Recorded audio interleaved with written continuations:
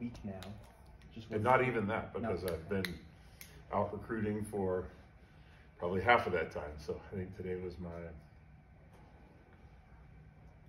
third practice. Yeah. What's your first impression then, just being around the program? Well, you can see, I think when I've told a couple people, it kind of feels like I'm a visiting coach right now. It kind of feels weird. I've never taken a job this early before. But it gives you a unique perspective on the team.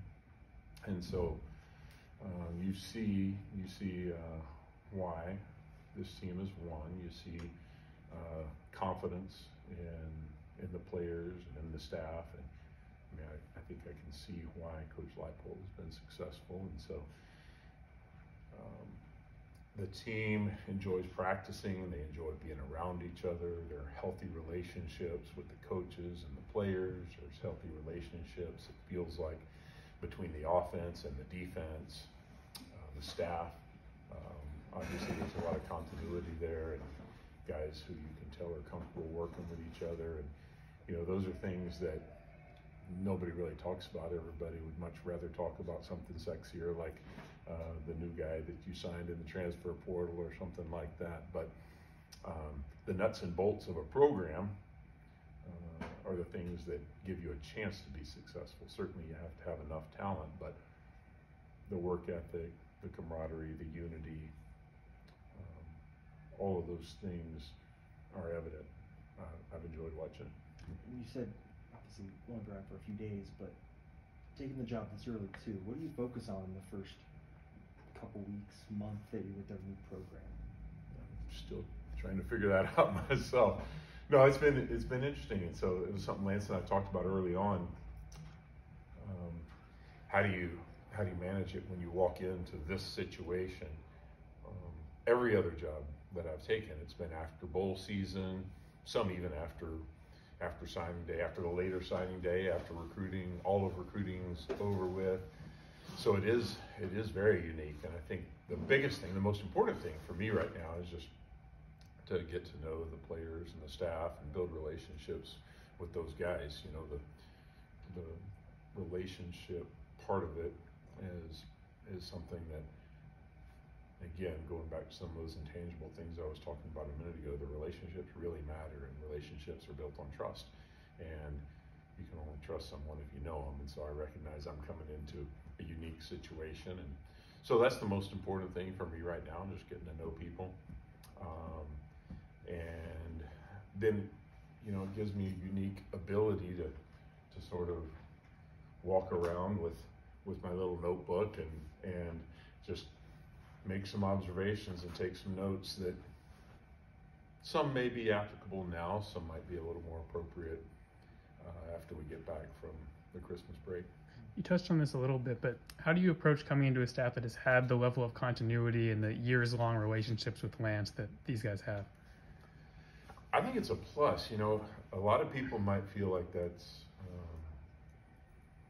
something that they wouldn't want to do or be a part of, and I've done it a couple times in my career. Never in this position, I don't think, but I think it's a positive. You know, my goal would be to blend in, not stick out. And when you have something that's been successful, the staff camaraderie piece specifically, you know, I want to come in and hope that I can just add to that.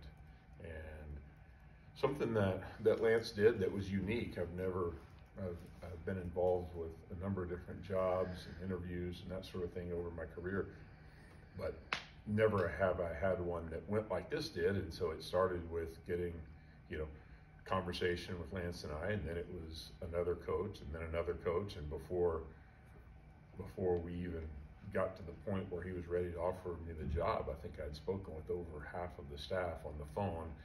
And I think there was a feeling out process for them that was important for Lance. Wanted to feel like somebody could come in and jump in and grab an oar and fit in. But I think there was also a piece that he recognized, which was an opportunity for me to get comfortable as well. Jeff, at Baylor, being in the conference, you've seen what Kansas has done. Just what's been your impression of watching it build? one of the reasons that I was most excited about taking the job. Just an incredible job of building, like you said, that's the word. I mean, Lance and the staff and this team have built something that wasn't here. My first year at Baylor was Lance's first year here. I was not there, Aranda's first year there.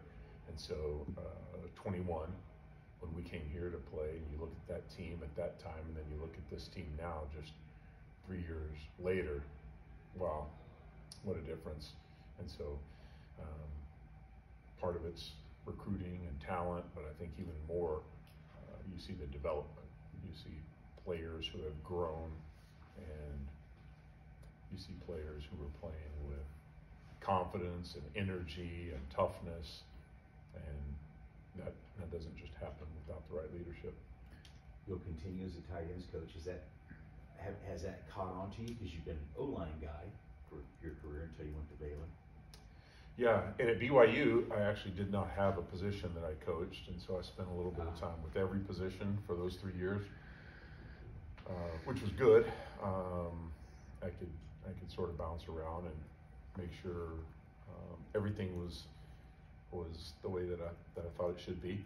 But coaching tight ends is unique, and I really enjoy it because it gives you a chance to touch all parts of the game, and you know, our tight ends will be asked to do a lot of different things, and it's one of the more challenging positions to play in this style of offense. If you're a tight end who might be in a different style of offense, it's a little bit easier, but you know, a lot of the skills that you have to perform are offensive line driven, and then a bunch of other ones are receiver driven, and so there are a lot of things that you have to do as a tight end that are unnatural, and the skill base, the requirements are so broad that it takes a unique person to do it, and then you know, obviously there's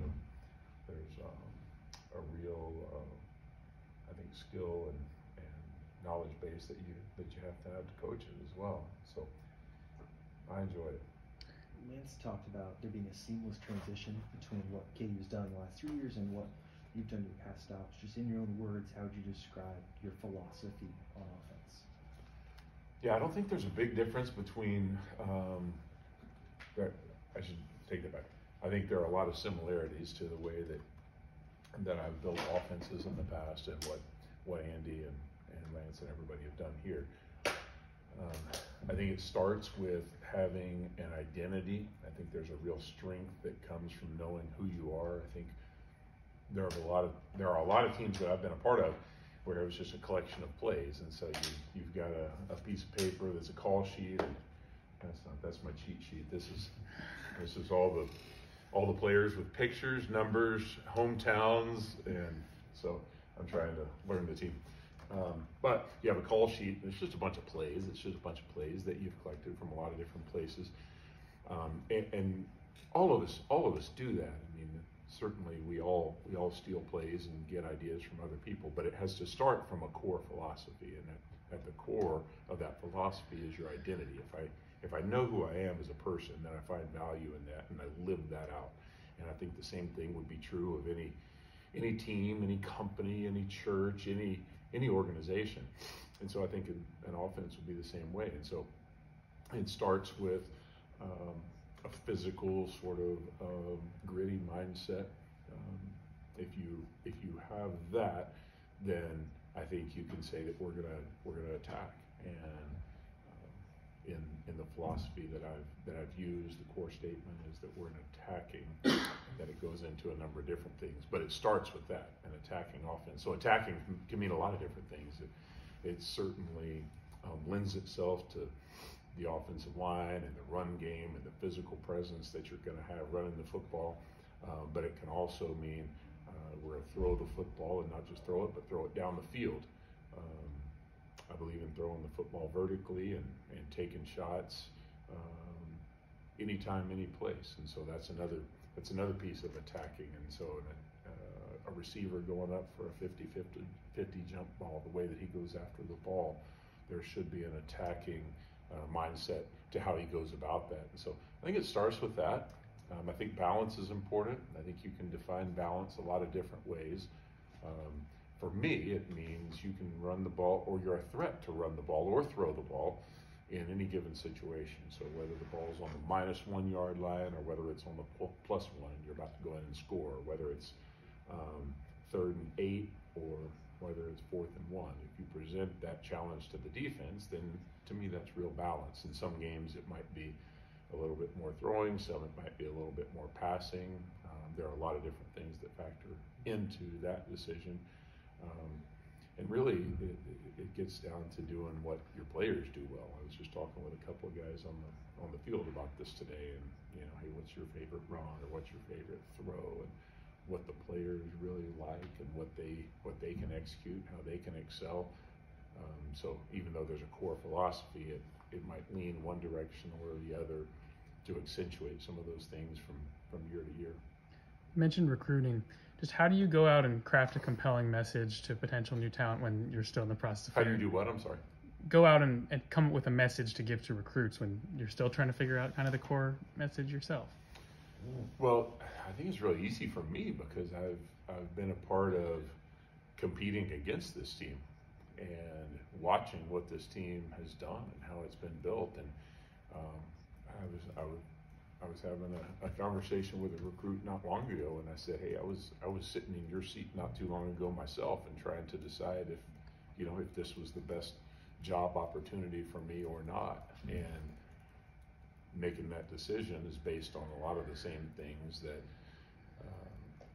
that a recruit might be thinking about when he's trying to decide whether KU is the best fit for him or not as well. So it hasn't been difficult.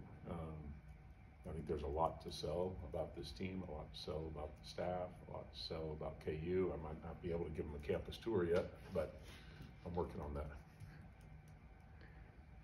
Anything else for Coach?